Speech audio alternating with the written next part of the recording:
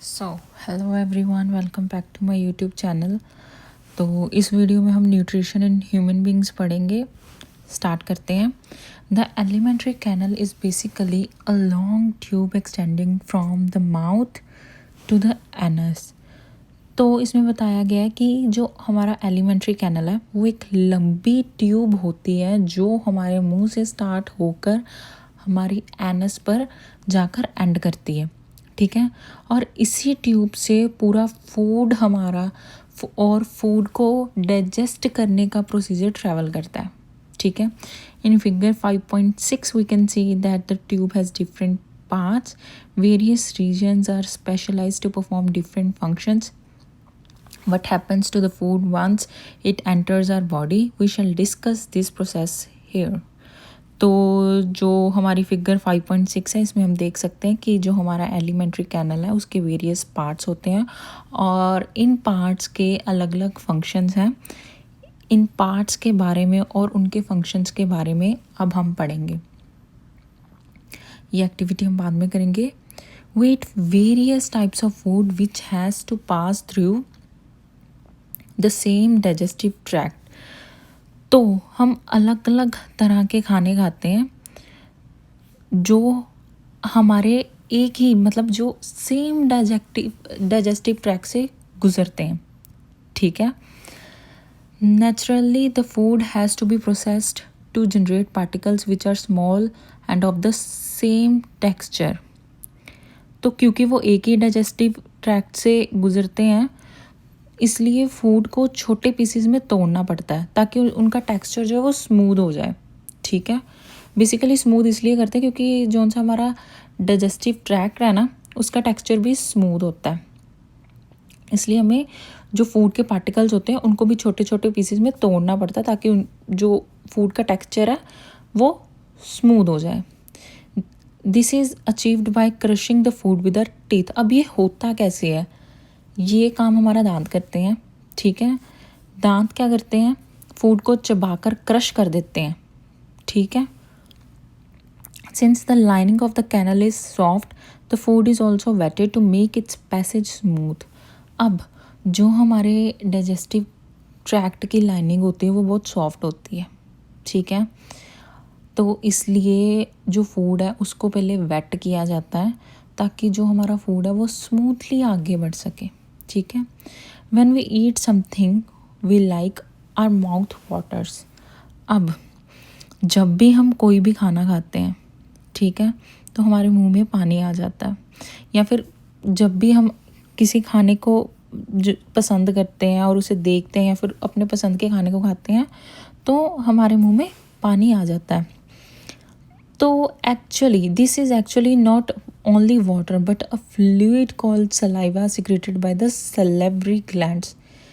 अब ये पानी जो हमारे मुंह में आता है वो सिर्फ पानी नहीं होता, ये एक सलाइवा होता है। ठीक है। ये सलाइवा हमारे मुंह के अंदर सलेवरी ग्लैंड्स होते हैं वो उससे रिलीज़ होता है। जो सलेवरी ग्लैंड्स होते हैं वो सलाइवा को सिक्रेट करते हैं, यानी कि सलेवरी ग्लैंड से सलाइवा निकलता है। Another aspect of the food we ingest is its complex nature. अब फूड का नेचर जो है वो कम्प्लेक्स होता है। ठीक है। मतलब जो फूड है हमारा वो कॉम्प्लिकेटेड मॉलिक्यूल्स में प्रेजेंट होता है। एक हिसाब से वो काफ़ी बड़े साइज में होता है। ठीक है। If it is to be observed from the alimentary canal it has to be broken into smaller molecules. अगर फूड को ब्लड में ऑब्जर्व होना है तो इसे छोटे मॉलिक्यूल्स में इसका छोटे मॉलिक्यूल्स में होना बहुत ज़रूरी है। ठीक है। मतलब जो कम्प्लेक्स हमारा फूड कॉम्प्लिकेटेड मॉलिक्यूल्स में होता है बट अब वही हमारे ब्लड में या फिर हमारी बॉडी में जैसे हम खाने की एक बाइट ले रहे हैं वो बाइट्स तो नहीं हमारी बॉडी में तैर सकती, तो उसमें से न्यूट्रिएंट्स ऑब्जर्व होते हैं और उसको फूड को तोड़ना पड़ता है। पहले न्यूट्रिएंट्स ऑब्जर्व करने से भी पहले उसको तोड़ना पड़ता है। This is done with the help of biological catalyst called enzymes. ये काम एंजाइम्स करते हैं। ठीक है। एंजाइम्स एंजाइम्स को हम बायोलॉजिकल कैटलिस्ट कहते हैं जो डाइजेशन फास्ट करते हैं, मतलब जिनका काम होता है फूड को डाइजेस्ट करना। The saliva contains an enzyme called salivary amylase that breaks down starch which is a complex molecule to give simple sugar। अब जो हमारा सलाइवा होता है उसमें भी एक एंजाइम जो जिसे हम बायोलॉजिकल कैटलिस्ट भी कह सकते हैं बट हम एंजाइम बोलेंगे, उसमें भी एक एंजाइम प्रेजेंट होता है जिसे हम सैलिवरी अमाइलेज कहते हैं। ये क्या करता है, जो स्टार्च होता है जो खाना हम खाते हैं उसे सिंपल शुगर में तोड़ देता है। ठीक है। The food is mixed thoroughly with saliva and moved around the mouth while chewing by the muscular tongue। जो हमारी टंग यानी कि जो हमारी जीभ होती है वो एक मस्कुलर ऑर्गन होता है, वो इस फूड को जिसको हम चबाते हैं उस फूड को सलाइवा के साथ अच्छे से मिक्स करने में हेल्प करता है, मतलब उसे उस फूड को हमारे मुंह के अंदर घुमाता है। It is necessary to move the food in a regulatory manner along the digestive digestive tube so that it can be processed properly in each part। तो फूड को प्रॉपर स्पीड और प्रॉपरली च्यू कहते हैं ना हम कि food को properly chew करो, धीरे धीरे खाओ। तो ऐसा क्यों कहते हैं, क्योंकि फूड को प्रॉपर स्पीड और ऑर्डर में सीक्वेंस में आगे बढ़ना चाहिए ताकि हर एक पार्ट अपना काम सही से कर सके। अब अगर हम तेज़ खाना चबाएंगे तो क्या होगा, अच्छे से जो हमारा सलाइवा है वो फूड के साथ मिक्स नहीं हो पाता। ठीक है, तो स्टार्च जो है वो सिंपल शुगर में कन्वर्ट नहीं हो पाता। ठीक है। The lining of the canal has muscles that contract rhythmically in order to push the food forward. अब जो डाइजेस्टिव कैनल की वॉल्स में मसल्स होते हैं, ठीक है, जो हमारा डाइजेस्टिव कैनल है उसकी वॉल्स में मसल्स होते हैं, ये मसल्स बार बार कंट्रैक्ट होते हैं या फिर रिलैक्स होते हैं सो दैट फूड को वो आगे पुश कर पाए। ठीक है। These peristaltic movements occur all along the gut. अब ये जो मूवमेंट्स होती हैं, जो ये बार बार कॉन्ट्रैक्ट और रिलैक्स होते हैं ये मसल्स, इन मूवमेंट्स को हम पेरिस्टाल्टिक मूवमेंट्स बोलते हैं और ये पूरे डाइजेस्टिव ट्रैक्ट में होती हैं। ओके, पहले अब तक हमने क्या पढ़ा कि पहले जो हमने खाना खाया, खाने को चबाया और टंग के थ्रू हमने उसको सलाइवा से मिक्स किया सो दैट उसका टेक्सचर स्मूथ हो जाए, और उसके बाद क्या होगा, from the mouth the food is taken to the stomach through the food pipe और इसोफेगस। तो हमारा फूड हम मुंह से खाते हैं और मतलब यहाँ से हमने अपना फूड लिया, ठीक है, थ्रू माउथ, ये हमारी इसोफेगस है, इसोफेगस से हमारा खाना जो है वो स्टमक में चला गया। ठीक है। The stomach is a large organ which expands when food enters in it. तो जो हमारा स्टमक है वो एक बहुत बड़ा ऑर्गन बन जाता है जब, वैसे तो वो बड़ा ऑर्गन है ही, बट जब फूड उसके अंदर जाता है तो वो और भी फैल जाता है, एक्सपैंड हो जाता है। Now the muscular walls of the stomach help in mixing the food thoroughly with more digestive juices. अब स्टमक की मस्कुलर वॉल्स होती हैं, वो मस्कुलर वॉल्स क्या काम करती हैं, वो फूड को घुमाती हैं और मिक्स करती हैं डाइजेस्टिव जूसेस के साथ। The digestion in stomach is taken care by the gastric glands present in the wall of the stomach. अब स्टमक के अंदर भी गैस्ट्रिक ग्लैंड्स प्रेजेंट होते हैं। ठीक है। ये गैस्ट्रिक ग्लैंड्स जो हैं वो गैस्ट्रिक जूसेस को रिलीज़ करते हैं, जिन्हें कि हम डाइजेस्टिव जूसेस भी बोल सकते हैं। ये जूसेस डाइजेशन में हमारी हेल्प करती हैं। ये ग्लैंड्स रिलीज़ क्या करती हैं, these release hydrochloric acid, a protein digestive enzyme called pepsin and mucus. अब फूड खाया, इसोफेगस से स्टमक में चला गया। स्टमक में क्या है, गैस्ट्रिक ग्लैंड्स होती हैं। Gastric glands gastric juices release करती हैं, और गैस्ट्रिक जूसेस कौन से होते हैं, हाइड्रोक्लोरिक एसिड और पेप्सिन और म्यूकस। हाइड्रोक्लोरिक पेप्सिन का क्या काम है, पेप्सिन प्रोटीन को डाइजेस्ट करता है। Now the hydrochloric acid creates an acidic medium which facilitates the action of the enzyme pepsin। अब ये इन्होंने बोला है कि जो हमारे स्टमक में हाइड्रोक्लोरिक एसिड रिलीज होता है वो एक एसिडिक मीडियम फैसिलिटेट करता है। अब ये एसिडिक मीडियम चाहिए क्यों होता है, इससे क्या होता है, जो हमारा एंजाइम पेप्सिन है जो स्टमक में रिलीज़ हो रहा है वो अच्छे से काम करता है। मेनली आई मीन कि जो पेप्सिन है उसको एसिडिक इन्वायरमेंट चाहिए होता है अच्छे से काम करने के लिए। What other function do you think is served by the acid. अब एसिड का और क्या काम है भाई, ये जो एसिड है ये बैक्टीरिया और जर्म्स को मारने में भी हेल्प करता है। कई बारी हम कुछ ऐसा खाना खा लेते हैं जो हमारी हेल्थ के लिए अच्छा नहीं होता, जिसमें बैक्टीरिया होता है, वो एसिड उनको मारने में हेल्प करता है। The mucus protects the inner lining of the stomach from the action of the acid under normal conditions. अब म्यूकस जो है वो स्टमक की इनर लाइनिंग को प्रोटेक्ट करता है ताकि जो एसिड है वो स्टमक को डैमेज ना कर सके। ठीक है। We have often heard adults complaining about acidity। तो हमने कई बार सुना है कि लोग बोलते हैं कि मुझे एसिडिटी हो रही है। ठीक है। Can this be related to what has been discussed above. तो क्या हम ये सोच सकते हैं कि हमने ऊपर जो डिस्कस किया है ये उससे रिलेटेड है।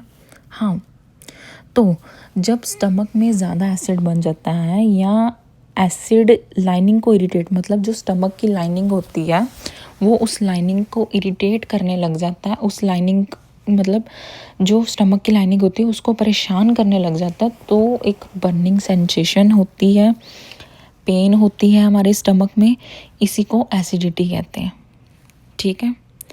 Now the exit of food from the stomach is regulated by a sphincter muscle which releases it in small amounts into the small intestine। अब स्टमक के एंड पर एक स्पेशल मसल होती है जिसे हम स्फिंक्टर मसल कहते हैं। रिमेंबर, स्फिंक्टर मसल, ये मसल गेट कीपर की तरह काम करती है। ये फूड को थोड़ा थोड़ा करके स्टमक से स्मॉल इंटेस्टाइन में भेजती है, एक साथ नहीं। मतलब कि जैसे पहले थोड़ा फूड चला गया स्मॉल इंटेस्टाइन में, फिर थोड़ा सा और चला गया। ठीक है। जब फूड को जाना होता है तो ये गेट कीपर यानी कि ये स्फिंक्टर मसल खुल जाता है। ठीक है। फिर ये स्मॉल इंटेस्टाइन में भेज देता है फूड को, फिर उसके बाद थोड़ा सा और, फिर बंद हो जाता है, फिर खुलता है, फिर थोड़ा सा और भेज देता है। From the stomach, the food now enters the small intestine। Stomach से फूड स्मॉल इंटेस्टाइन में चला जाता है। ठीक है। अब यहीं पर मेजर ऑब्जॉर्प्शन होता है। मेजर डाइजेशन और ऑब्जॉर्प्शन की साइट है स्मॉल इंटेस्टाइन। इसे रट लीजिए कि एमसीक्यू में आ सकता है कि डाइजेशन की मेजर साइट क्या है। तो स्मॉल इंटेस्टाइन ही डाइजेशन की मेजर साइट और अब्जॉर्प्शन की साइट है। This is the longest part of the alimentary canal which is fitted into a compact space because of extensive coiling. अब ये भी इम्पॉर्टेंट है कि एलिमेंट्री कैनल का लॉन्गेस्ट पार्ट कौन सा है, तो एलिमेंट्री कैनल का लॉन्गेस्ट पार्ट है स्मॉल इंटेस्टाइन। बट क्योंकि ये कॉइल्ड, मतलब क्योंकि ये गोल गोल लिपटा हुआ होता है, इसलिए ये थोड़ा सा कम्पैक्ट यानी कि फिट हो जाता है किसी तरीके गोल गोल लिपट कर हमारे एलिमेंट्री कैनल के अंदर। The length of the small intestine differs in various animals depending on the food they eat. अब अलग अलग एनिमल्स में स्मॉल इंटेस्टाइन की लेंथ अलग अलग होती है। ठीक है। ये डिपेंड करता है कि एनिमल खाता क्या है। यहाँ पे लिखा हुआ है कि herbivores eating grass need a longer small intestine to allow the cellulose to be digested. Meat is easier to digest, hence carnivores like tigers have a shorter small intestine. तो पहले तो स्मॉल इंटेस्टाइन की length अलग अलग animals में अलग अलग होती है, ठीक है, क्योंकि हर्बीवोर्स जैसे जो ग्रास खाने वाले एनिमल्स होते हैं जैसे काऊ या फिर गोट, तो ग्रास में सेल्यूलोज होता है, ठीक है, जो डाइजेस्ट करना थोड़ा मुश्किल होता है, ठीक है। तो हर्बीवोर्स में स्मॉल इंटेस्टाइन की लेंथ थोड़ी लंबी होती है ताकि डाइजेशन के लिए थोड़ा टाइम ज़्यादा मिल जाए इस, ठीक है। बट जो कार्निवोर्स होते हैं जैसे टाइगर जो मीट वगैरह खाते हैं, तो उनमें स्मॉल इंटेस्टाइन की लेंथ छोटी होती है बिकॉज मीट को डाइजेस्ट करना कंपैरेटिवली इजी होता है, ठीक है। तो याद रखना कि जो हर्बीवोर्स होते हैं उनमें स्मॉल इंटेस्टाइन की लेंथ लंबी होती है, बट कार्निवोर्स में स्मॉल इंटेस्टाइन की लेंथ छोटी होती है, okay. The small intestine is the site of the complete digestion of carbohydrates, protein and fats. जो स्मॉल इंटेस्टाइन है उसमें कार्बोहाइड्रेट्स, प्रोटीन और फैट्स का कंप्लीट डाइजेशन हो जाता है, मतलब फूड बिल्कुल सिंपल फॉर्म में कन्वर्ट हो जाता है। It receives the secretions of the liver and pancreas for this purpose. Small intestine को लिवर और पैनक्रियास से जूसेस मिलते हैं। रिमेंबर, स्मॉल इंटेस्टाइन्स को लीवर और पैनक्रियास से जूसेस मिलते हैं, ये जूसेस डाइजेशन में मदद करते हैं, ओके। ये चीज़ याद कर लो कि स्मॉल इंटेस्टाइन में लिवर एंड पैनक्रियासिस से जूसेस आते हैं। The food coming from the stomach is acidic and has to be made alkaline for the pancreatic enzyme to act. अब जो स्टमक से आने वाला फूड है, क्योंकि वहाँ पे एचसीएल है तो एसिडिक होता है, ठीक है, लेकिन जो पैनक्रियाटिक एंजाइम्स होते हैं, मतलब जो पैनक्रिया से एंजाइम स्मॉल इंटेस्टाइन में आते हैं, उनको एल्कलीन मीडियम यानी कि बेसिक मीडियम में काम करना अच्छा लगता है, वो एसिडिक मीडियम में काम करना नहीं चाहते, इसलिए फूड को वो पहले एल्कलीन बनाना पड़ता है, ठीक है। तो ये फूड एल्कलीन मतलब बेसिक बनता कैसे है? Bile juice from the liver accomplishes this in addition to acting on fats. जो हमारा बाइल जूस कौन रिलीज करता है ये भी याद रख लेना, लीवर। बाइल जूस लीवर से आता है, ठीक है, वो फूड को अल्कलीन बनाता है, साथ ही ये फैट्स के ऊपर भी काम करता है, मतलब बाइल जूस फैट्स को डाइजेस्ट करने में भी हेल्प करता है। Fats are present in the intestine in the form of large globules which make it difficult for enzyme to act on them. अब इंटेस्टाइन में, स्मॉल इंटेस्टाइन में बड़े बड़े गोल पार्टिकल्स यानी कि ग्लोब्यूल्स प्रेजेंट होते हैं, ठीक है। अब इन बड़े बड़े गोल पार्टिकल्स पर एंजाइम्स अच्छे से एक्ट नहीं कर पाते, ठीक है, मतलब इन ग्लोब्यूल्स पर एंजाइम का काम करना काफ़ी मुश्किल होता है, ठीक है। Bile salts break them down into smaller globules increasing the efficiency of enzyme action. अब ये जो बाइल सॉल्ट्स होते हैं वो फैट्स को छोटे छोटे ग्लोब्यूल्स में तोड़ देते हैं ताकि जो एंजाइम्स हैं वो ईजिली काम कर पाएँ, ठीक है। This is similar to the emulsifying action of soaps on dirt. अब जैसे सोप ऑयल या डर्ट को छोटे छोटे पार्टिकल में तोड़ देता है ना, वैसे ही बाइल फैट्स को छोटे छोटे पार्टिकल में तोड़ देता है। आपने देखा भी होगा कि जब भी आपके हाथों में कभी तेल लगा हो ना, तो उस पर सोप डाल के देखना, वो छोटे छोटे छोटे छोटे छोटे पार्टिकल से बन जाते हैं, ठीक है। वैसे बाइल भी हमारे फैट को वैसे ही छोटे छोटे पार्टिकल्स में तोड़ देता है। Now, the pancreas secrete pancreatic juice which contains enzyme like trypsin for digesting proteins and lipase for breaking down emulsified fats. अब पैनक्रियास जो हैं वो पैनक्रियाटिक जूस रिलीज़ करती हैं, इसमें ट्रिप्सिन होता है, ट्रिप्सिन प्रोटीन्स को डाइजेस्ट करने में हेल्प करता है और लिपेज फैट्स को डाइजेस्ट करता है, ठीक है। The walls of the small intestine contains glands which secrete intestinal juice. Small intestine के वॉल्स में ऐसे ग्लैंड्स होते हैं जो इंटेस्टाइनल जूस बनाते हैं.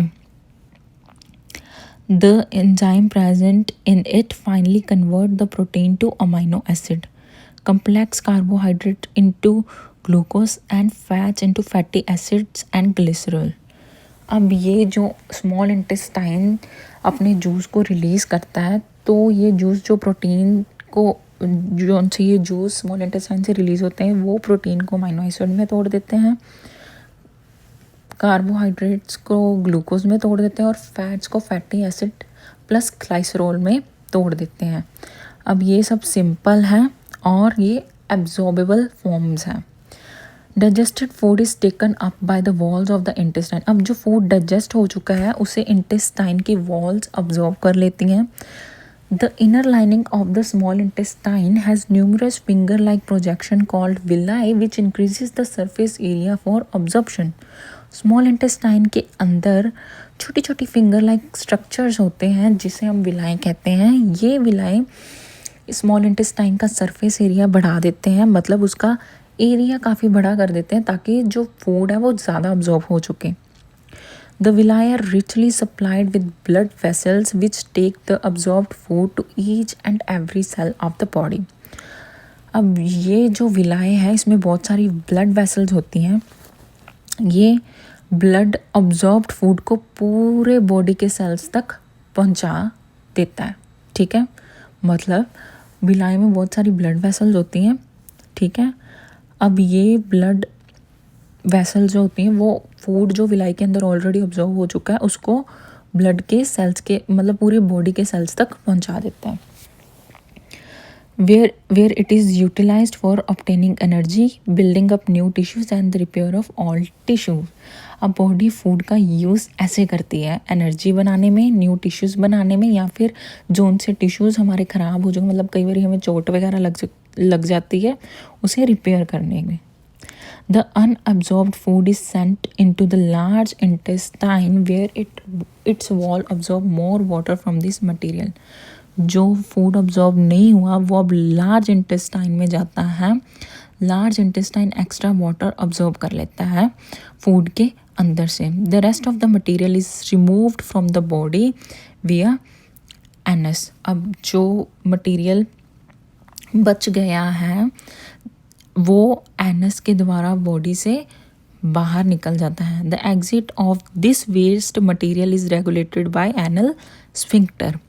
तो एनल स्फिंक्टर एक ऐसा मसल है जो वेस्ट के एग्जिट को कंट्रोल करती है. ये डिसाइड करती है कि कब वेस्ट बाहर निकलेगा. ठीक है, तो मैं अब इसको एक फ्लो चार्ट में भी समझा सकती हूँ. तो सबसे पहले क्या होगा, फूड हमारा गया माउथ में. ठीक है, यहाँ से समझते हैं. फूड हमारा माउथ में गया, माउथ में हमने क्या किया, च्यू किया, फूड को खाया. ठीक है, उसके साथ सलाइवा को मिक्स किया. सलाइवा में सलाइवरी एमाइलेज था जिससे स्टार्च डाइजेस्ट हुआ. उसके बाद वो इसोफेगस में गया. इसोफेगस में पेरिस्टाल्टिक मूवमेंट्स हुई जिससे वो स्टमक में गया. ठीक है, स्टमक में जाने के बाद फूड जो है वो गैस्ट्रिक जूसेस के साथ मिक्स हुआ. फिर HCl ने जर्म्स को किल किया और बैक्टीरिया को भी किल किया. एक एसिडिक मीडियम प्रोवाइड किया. स्टमक में क्या था, HCl, पेप्सिन और म्यूकस. याद रखना, पेप्सिन ने प्रोटीन को डाइजेस्ट किया और म्यूकस ने स्टमक की लाइनिंग को HCl से प्रोटेक्ट किया. उसके बाद वो गया स्मॉल इंटेस्टाइन में. Small intestine is the largest organ of the alimentary canal. Small intestine में सबसे मेन ऑब्जॉर्प्शन हुई, डाइजेशन ही सबसे ज़्यादा स्मॉल इंटेस्टाइन में हुई.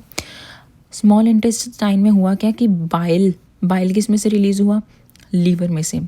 उसने पहले तो एसिड को न्यूट्रलाइज किया, फिर उसने फैट को भी तोड़ा. फिर पैनक्रियाटिक जूसेस भी थे स्मॉल इंटेस्टाइन में. उन जूसेस ने प्रोटीन को डाइजेस्ट किया, फैट्स को डाइजेस्ट किया.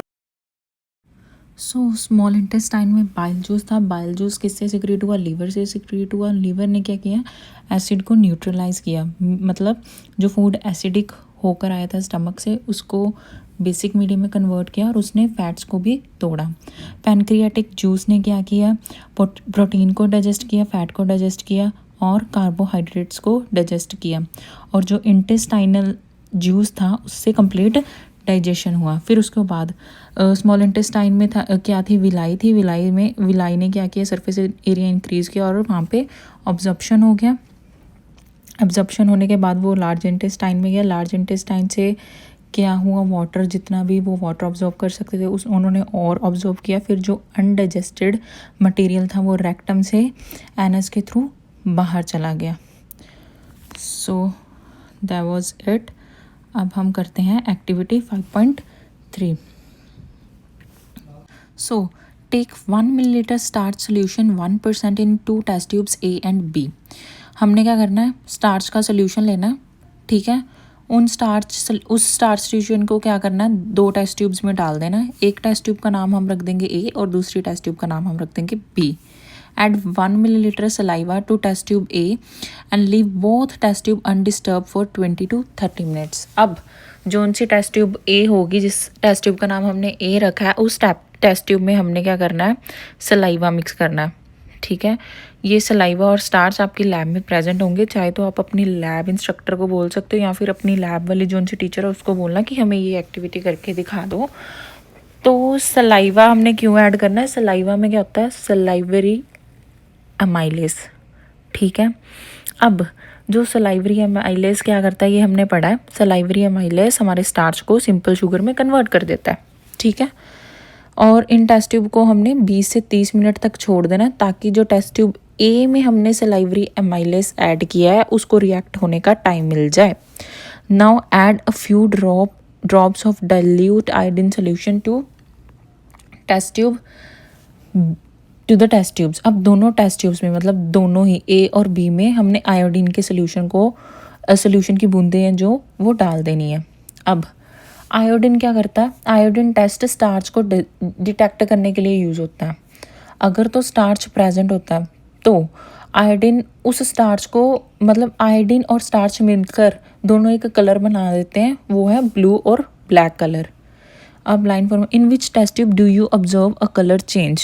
अब हम कलर चेंज कौन सी टेस्ट ट्यूब में करेंगे, तो हम जो सा कलर चेंज होगा वो हम देखेंगे कि जो बी टेस्ट ट्यूब है जिसमें हमने सलाइवा ऐड नहीं किया तो उसमें हमारा कलर जो है वो चेंज होकर ब्लू या फिर ब्लैक में कन्वर्ट हो जाएगा। बट जो सी टेस्ट ट्यूब ए है उसका जो सा कलर है वो ट्रांसपेरेंट ही रहेगा। What does this indicate about the presence और absence of starch in the 2 test tubes. अब ये इंडिकेट क्या करता है, कलर चेंज से हमें ये पता लगता है कि स्टार्च प्रेजेंट है या नहीं। ये मैंने आपको बताया कि जो आयोडीन है वो स्टार्च से रिएक्ट होकर एक कलर बना देता है, ब्लू या फिर black. But test tube B में ब्लैक कलर आया क्योंकि स्टार्च प्रेजेंट है, टेस्ट ट्यूब ए में ब्लैक कलर नहीं आया क्योंकि स्टार्च डाइजेस्ट हो चुका है। और क्यों कैसे डाइजेस्ट हो गया, क्योंकि हमने उस स्टार्च में सलाइवा को मिक्स किया था। What does this tell us about the action of saliva on starch. इस लाइन का मीनिंग ये है कि इन कंक्लूजन हम ये बोल सकते हैं कि ये जो सलाइवा वो स्टार्च को डाइजेस्ट करता है और सिंपल शुगर में कन्वर्ट कर देता है। और सलाइवा में ऐसा क्या होता है, सलाइवरी अमाइलेज एंजाइम होता है जो स्टार्च को कन्वर्ट कर देता है सिंपल शुगर में। इसलिए टेस्ट ट्यूब ए में स्टार्च नहीं बचा क्योंकि स्टार्च को ऑलरेडी तोड़ दिया था और आयोडीन का कलर चेंज नहीं दिखा, ठीक है। ओके जी, thank you so much for watching this video. अगर आपको मेरी वीडियो अच्छी लगी हो तो प्लीज़ लाइक कर देना, और अगर आपको ऐसी और वीडियोस चाहिए तो मेरे चैनल को सब्सक्राइब कर देना। अगर कोई भी क्वेश्चन हो आपका तो मुझे कमेंट सेक्शन में बता देना, I will answer that. And keep watching, हम नेक्स्ट वीडियो जल्दी लेके आएंगे।